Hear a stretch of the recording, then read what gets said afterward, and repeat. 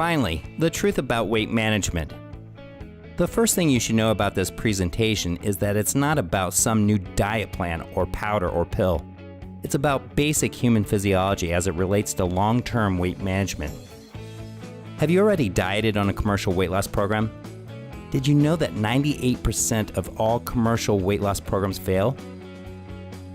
Today, obesity rates have more than doubled in adults and children since the 1970s. There's a reason why almost all commercial diets fail. It's because the total focus is on weight, as in pounds on the scale. If you want to take away just one thing from this presentation, it should be this. The key to long-term, permanent weight management is understanding the difference between weight loss and fat loss. So let's take a look at why commercial weight loss programs and restricted calorie dieting fail every time. Commercial weight loss programs would like you to believe that you can literally starve fat right off your body. Unfortunately, it's just not true. In fact, it's just the opposite. Fat is stored energy, and storing fat as a survival mechanism is just one of the many miracles performed by the human body. This survival function started thousands of years ago with prehistoric man often went days without food. To compensate, the body would slow down and adapt to the lack of food. And, as a precaution, it would begin to store fat for later use. In modern times, we know we're simply dieting, but the body does not understand the concept of dieting. Instead, it continues to perceive caloric restriction as starvation and a threat to its own survival. It triggers a response where the body instinctively goes into survival mode and begins to store fat. So isn't it ironic then that restricted calorie diets actually create a fat storing metabolism? Just the opposite of what most people really hope to achieve. Here's another thing about fat. It requires oxygen to be burned. Do you remember the science experiment where you lit a candle and then extinguished the flame by placing a bottle over it and cutting off its oxygen? The same is true with fat. Just like the flame, fat requires oxygen to be burned. And the only way to get oxygen into your body is through exercise.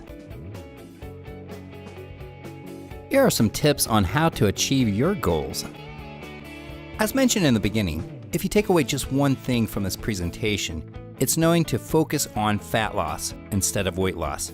Next, conduct due diligence on yourself by learning as much as you can about how your body actually functions. Learn as much as you can about foods. Become a food expert. Then, design a menu for your own body's needs.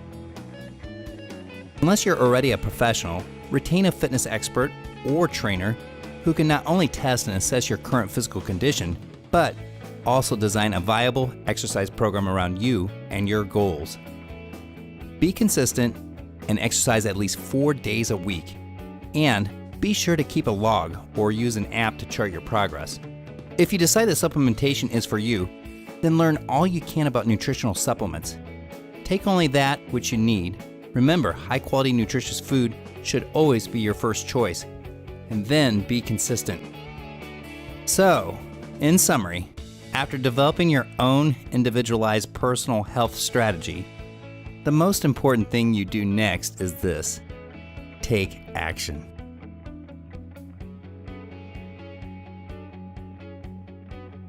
So what do you say we get started today? The keys to your success are waiting for you.